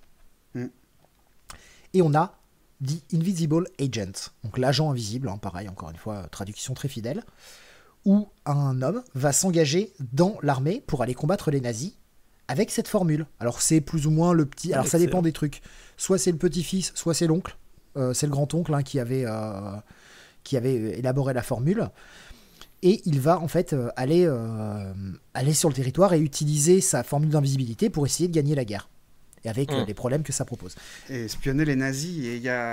Dans l'extrait que j'ai vu, tu as dû voir le même, Steve. Il saute en parachute, et pendant qu'il saute en parachute, il enlève ses bandages pour devenir invisible. C'est ça. Mais on voit quand même le parachute. Ça marche pas. Non, mais on voit pas lui, on voit pas le... on voit le parachute, mais on le voit pas lui. Ce qui fait qu'à peine à terre, on sait pas où il est. Ah ouais. J'allais dire, on sait quand même où tirer, mais... Non, mais oui, c'est excellent. Là, encore une fois, les effets spéciaux, hein, toujours aux petits oignons. Et on aura une dernière suite, alors suite officielle, qui s'appelle The Invisible Man's Revenge, qui sortira en 1944, qui lui, par contre, est beaucoup plus oubliable. Avec dans ce film-là une petite innovation, parce que là cette fois c'est plus des bandages qu'il a, mais c'est une crème qui se met sur le visage, et cette idée de crème sera reprise après dans la série dans la série télévisée L'Homme Invisible avec Parker Lewis, David McCallum, si je me trompe pas. Et c'est dans ce film-là que Fulton réalise l'effet spécial le plus dingue, puisque on a une scène où l'homme invisible court dans un couloir et devient invisible en courant. Ouais, cette scène, elle est vachement bien. Alors effectivement, on voit un petit peu les bordures, etc. Mais faut repenser qu'il y a à l'époque, quoi. Enfin... Mais malheureusement, sur ce film-là, comme certainement Universal voulait faire des économies, Fulton n'était pas chargé de tous les effets spéciaux, et ça se ressent sur le film. Après, on aura en 1951 une autre suite qui sera elle aussi d'Universal, c'est le Abbott et Costello, Miss the Invisible Man, qui est là, donc là vraiment de la comédie, hein. C'est du Abbott et Costello, c'est de la pure comédie, mais voilà. Voilà ce qu'on aura grosso modo comme grosse legacy, en tout cas pour le studio Universal. Après, le mythe de l'homme invisible va rester quand même. Qu'est-ce qu'on aura d'important ? On aura notamment un film de John Carpenter dans les années 90. Oui. Qui est disponible sur Prime d'ailleurs. Si vous voulez, mais qui est plus dans la comédie. Oui, c'est plus de la comédie, c'est alors, avec Chevy Chase dans le rôle titre où il essaye d'échapper à la CIA. Donc on est déjà sur un truc un peu plus comique, pardon. Comme vous l'avez cité, il y a la série L'Homme Invisible qui date des années 2000. Qui était super cool. Ouais, qui était franchement pas trop mal comme série. Ça se laissait regarder. Enfant, mais je m'en souviens plus. Ah, il y a la série avec McCallum, c'était pas les années 2000, hein, c'était... Ah oui, on parlait pas de la même série. Alors moi, je parle de la même que celle que Rémi parle. Celle des années 2000. Avec l'acteur qui jouait Parker Lewis. Ah non, c'est pas... Je me trompe. Non, c'est pas lui. Putain, il lui ressemble. Ouais, mais c'est pas le même gars, je suis en train de te retrouver son nom. C'est l'acteur principal, je retrouve son nom. Voilà, c'est Vincent Ventresca. D'accord, je vois pas, je sais pas, ça me dirait.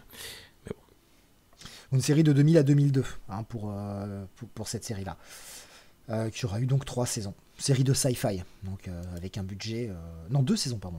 Un budget assez rikiki quand même. On aura eu bien sûr Holoman.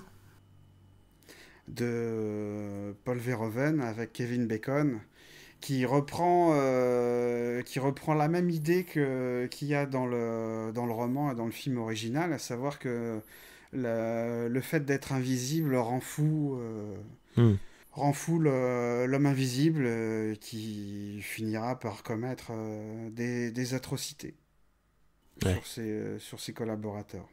Et puis, dans mon souvenir, c'est plutôt un bon film. Ah, j'en garde un souvenir assez moyen, perso. Faudrait que je le revoie. Ça fait des années que je l'ai pas revu et j'en avais un souvenir assez moyen quand même. Mais bon, je suis pas très objectif parce que j'adore Kevin Bacon et j'adore Paul Verhoeven. Donc. Et puis, tu l'as cité tout à l'heure, Rémi, en 2020, hein, L'Homme Invisible, le film récent, hein, qui aurait dû être dans ce revival du Dark Universe.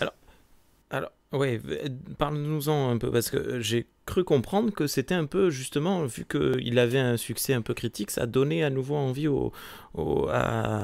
j'allais dire à Marvel, n'importe quoi, à Universal de relancer un peu son Dark Universe. De toute façon, il y a déjà un 2 qui est prévu, à ma connaissance. Ouais. Et oui, c'est possible qu'ils les essayent de relancer après la débâcle de la momie. Hein. Mais c'est pas une production Blumhouse ouais. On en avait déjà parlé, c'est Universal. C'est bien Universal. L'Homme Invisible de 2020, c'est une production Blumhouse. Distribuée par Universal.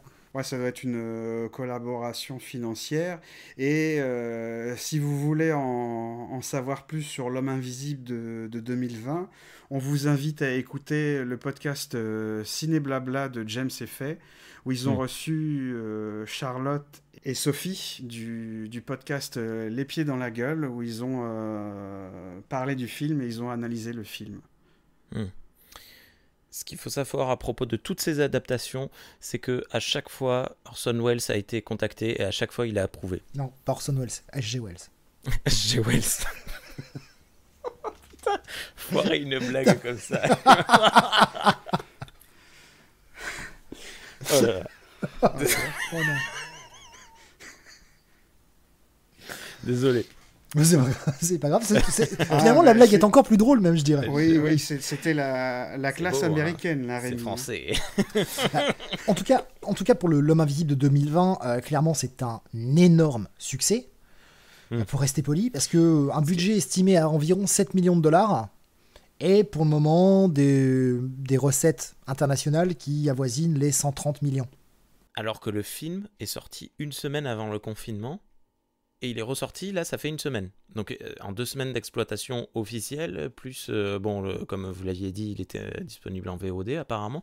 Mais c'est juste incroyable, en fait, le film cartonne. Non, mais tant mieux. Et si, ça peut pousser à relancer le Dark Universe en se séparant de Kurtzman et en faisant quelque chose de propre, et en se séparant de Tom Cruise et en faisant quelque chose de propre, moi, je suis pas contre. Hein. Ouais. Bien. Allez, on va terminer, mais j'ai un dernier petit tacle au film à faire. Je trouve que l'acteur qui joue le professeur, donc le père de la fiancée de Griffins, est un très mauvais acteur. Il récite sans donner la moindre émotion dans ce qu'il dit. Ses yeux regardent dans le vague en permanence. Je trouve que l'acteur... Pour faire l'avocat du diable, c'est un scientifique. Qu'il soit détaché, c'est pas si illogique. Ouais, ok. Je sais pas. Kemp aussi, hein, c'est un scientifique. Ouais, mais il est opportuniste. Ouais. Non, mais je vois ce que tu veux dire. Ok, peut-être. C'est juste pour me faire l'avocat du diable. Quand tu vois Van Helsing dans Dracula, son équivalent dans Frankenstein, c'était plus travaillé que ça. Je sais pas. Ils étaient détachés. Je me souviens, surtout Van Helsing, il était assez détaché, mais il était quand même présent, quoi. Je sais pas. Non, mais après, c'est pas un personnage très central. Hein. Ça me fait penser que dans ce film-là, on voit aussi Dwight Frye aussi dans le film. Il a un tout petit rôle de journaliste, mais on le reconnaît pas parce qu'il est normal, il est pas grimé. C'est un journaliste avec des lunettes et un chapeau et il pose une question à un moment donné. Donc c'est sa 3e participation à un film d'Universal Monsters. C'est cool. Mais là, dans un tout petit rôle. Il jouait dans Dracula et dans Frankenstein. Ouais. Ouais, c'est excellent. Oui, tu nous avais prévenu, mais je l'ai pas vu. Ok. Est-ce que il y a d'autres choses que vous vouliez aborder à propos de L'Homme Invisible de James Whale? Que malgré le sentiment un peu mitigé, en tout cas pour ma part, sur le film et sur son rythme et sur le fait qu'il danse entre deux genres sans vraiment assumer ni l'un ni l'autre en même temps, en tout cas, qu'on a une première partie comédie puis une seconde partie horreur, ça aurait peut-être été mieux de doser un peu plus la comédie et de la mélanger un petit peu avec l'horreur. Après, bon, c'est facile, hein, le film a été fait il y a 70 ans, c'est même un peu plus, d'ailleurs. Je veux dire, voilà, c'est difficile de lui appliquer les codes de l'époque, mais de l'époque d'aujourd'hui en tout cas. Mais voilà, malgré le fait qu'il danse un peu entre deux genres et que c'est pas le film le plus captivant, je trouve, c'est un film qu'il faut au moins voir une fois. Au minimum une fois. Ne serait-ce que pour se rendre compte de la prouesse technique de l'époque et de voir d'où ça vient. Alors, j'ai cité aussi, c'est vrai que j'ai oublié de le citer, bon, c'est un peu éloigné, mais dans les films où on parle de l'homme invisible, il y a aussi, malgré tout, on ne peut pas l'oublier, même si c'est un film pas bon, La Ligue. Voilà, exactement. Merci Rémi, tu l'as vu. La Ligue des Gentlemen Extraordinaires, on a quand même l'homme invisible qui, certes, n'est pas le personnage du roman de Wells, puisque c'est un espèce de gredin qui lui a volé sa formule après que le mec soit mort. Donc, c'est pas du tout Griffin. Mais voilà, on a quand même l'homme invisible un peu plus inspiré de la littérature que...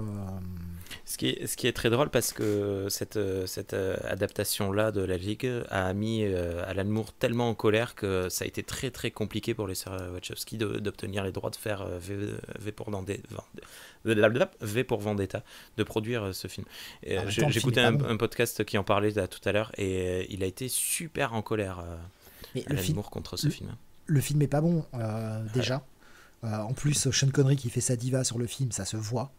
Enfin, même à l'écran, je me rappelle avoir été le voir au cinéma et d'avoir été extrêmement déçu de ce que j'avais vu, quoi.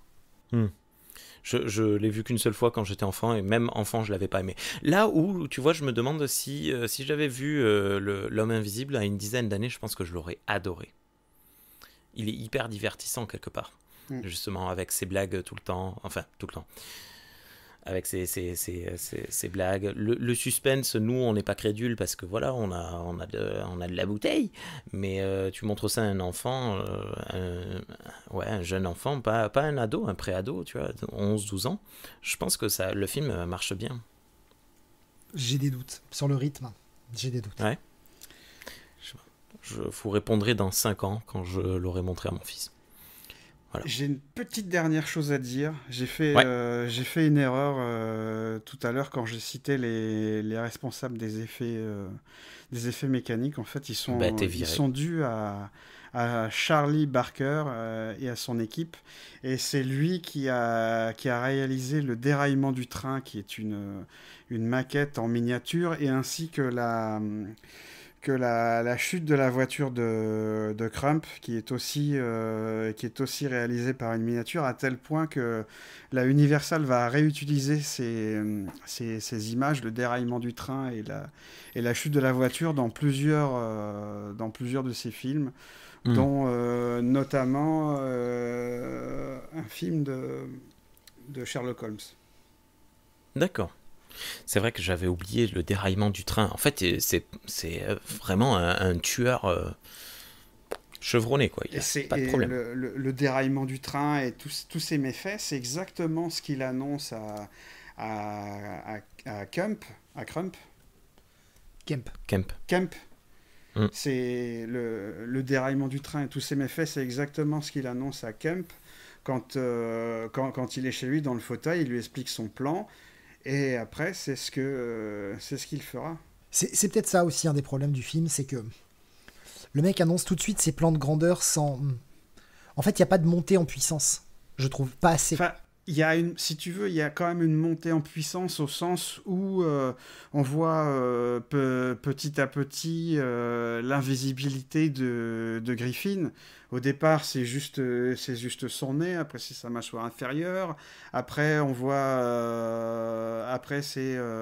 il fait la farce avec la police avec juste une chemise, et après il disparaît complètement.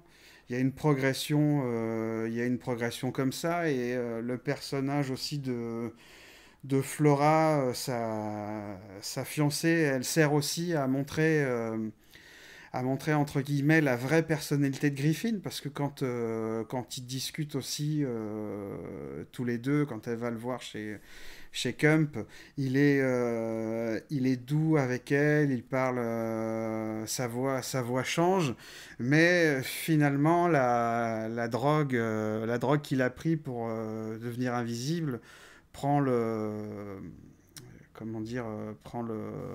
pas sur sa personnalité, et il redevient un fou mégalomane.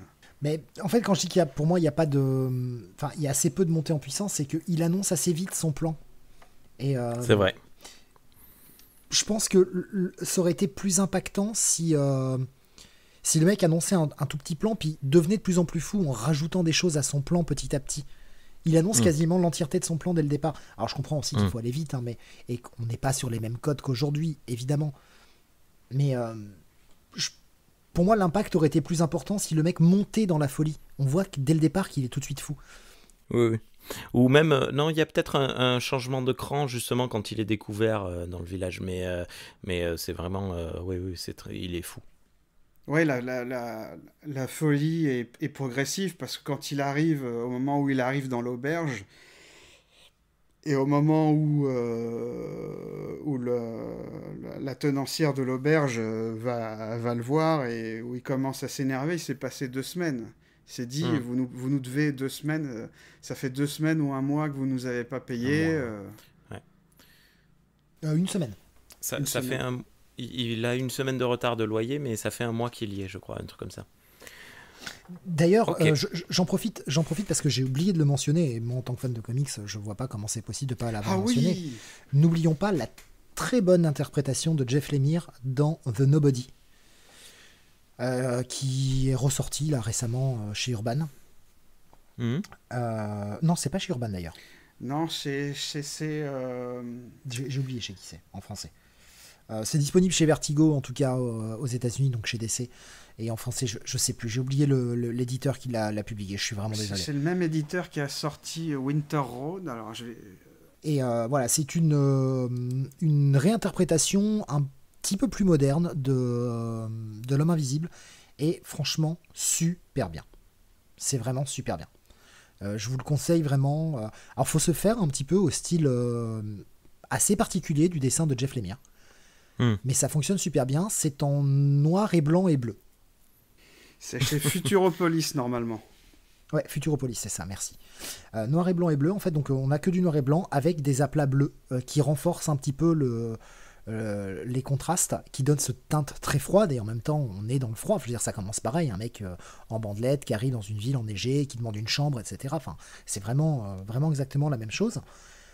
On a tout un jeu aussi sur les flashbacks, sur la façon dont ils sont mis en place, avec un jeu sur les couleurs, beaucoup plus pastel dans l'approche.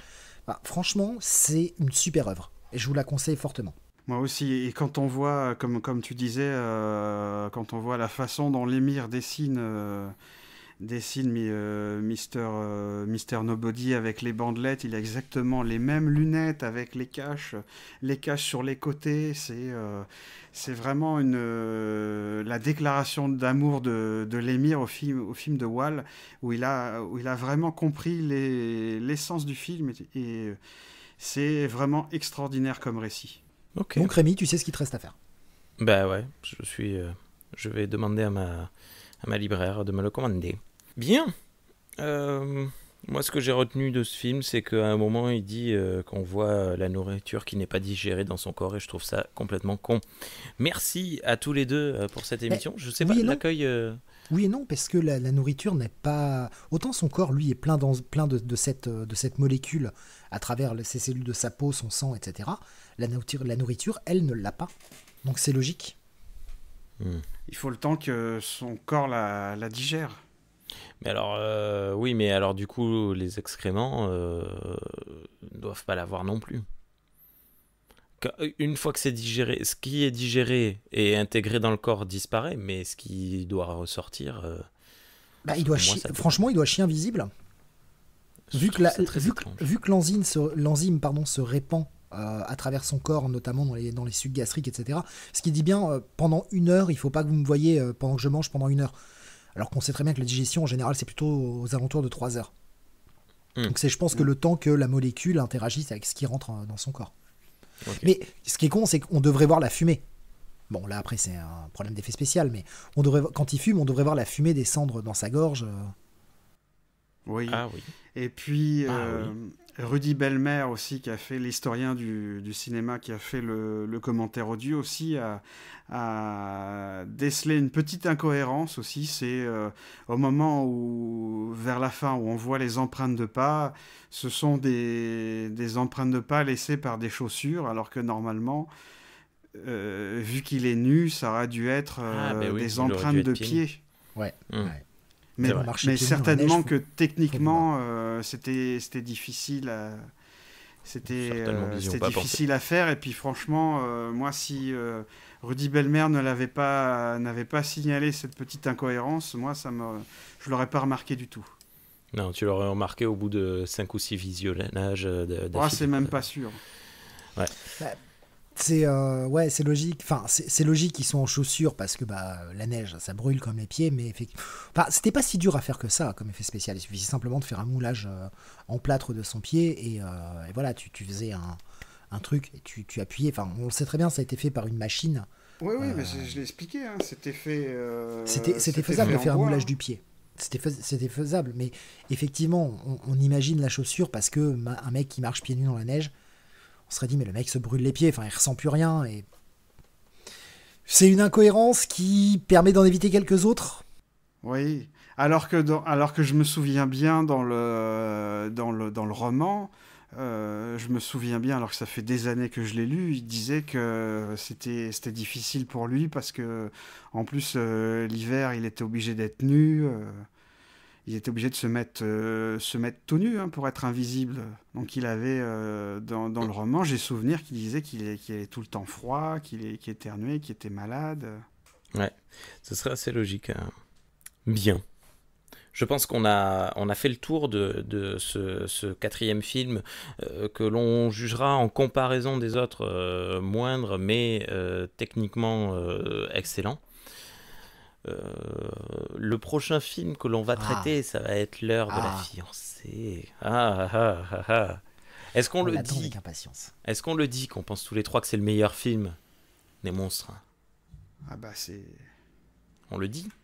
On peut le dire, c'est un chef-d'œuvre. Voilà.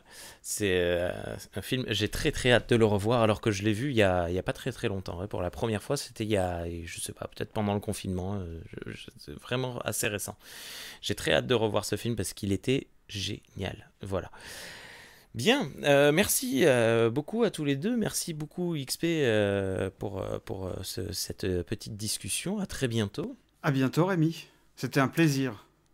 Mais merci, le plaisir était partagé. Merci beaucoup Steve pour cette émission et à très bientôt à toi aussi. Merci à vous, rendez-vous le mois prochain pour la fiancée. Merci XP, merci Rémi. Oui, alors peut-être pas le mois prochain parce que là, à l'heure où on enregistre, on est au début de l'été et je risque d'avoir pas mal d'indisponibilité pendant cet été, mais c'est notre problème, on va décaler. Enfin bref, oui, mais je suis désolé. Vu qu'il risque de sortir en août. Qu'est-ce qui va sortir en août ? Cette émission. Non, ce sera probablement en septembre. Eh ben. Ah ouais, il y a beaucoup de décalage. Eh ben, c'est bon. Je veux dire, si on Ah oui, enregistre oui, en on va septembre, enregistrer dans la foulée. elle sortira Ouais, en octobre. ouais, j'essaie. Donc les gens n'y verront rien. Très bien, très bien. Vous n'y verrez que du feu. Et c'est là, ils nous écoutent déjà, peut-être en octobre. Là, il y a tellement de décalage que je suis perdu dans les émissions. Et dire que nous, on est en pleine canicule pendant que vous voulez peler parce qu'il neige en septembre. Et voilà. Et, ça se On trouve, voit dans l'avenir. Deuxième confinement, et bim. Et je rappelle d'ailleurs qu'on avait déjà fait un peu ce genre d'humour, la toute première émission. Je ne sais pas si vous vous souvenez, pendant l'émission, on a reçu les annonces de SMS comme quoi on allait devoir... C'était pendant circuler avec Frankenstein. le papier C'était et pendant tout. Frankenstein, oui. C'était Frankenstein, c'était pas Ouais. Dracula. Et c'était assez incroyable parce qu'elle est sortie, on était déconfinés déjà, et c'était assez rigolo d'entendre cette capsule temporelle. Bref, enfin bon, on s'en fout.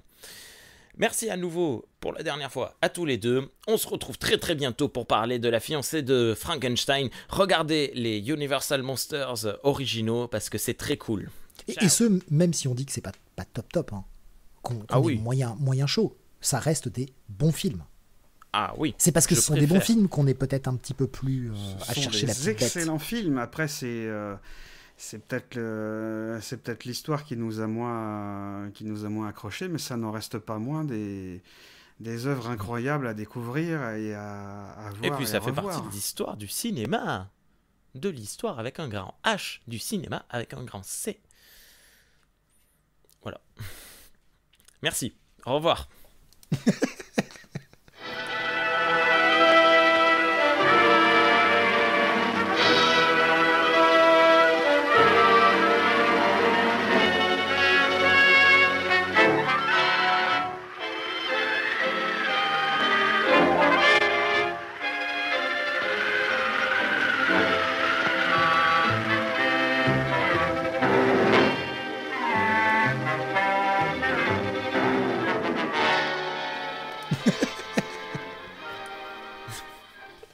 Allez, Le hop. coup du On grand coupe. C et du grand H, je savais plus là. Ça veut rien dire.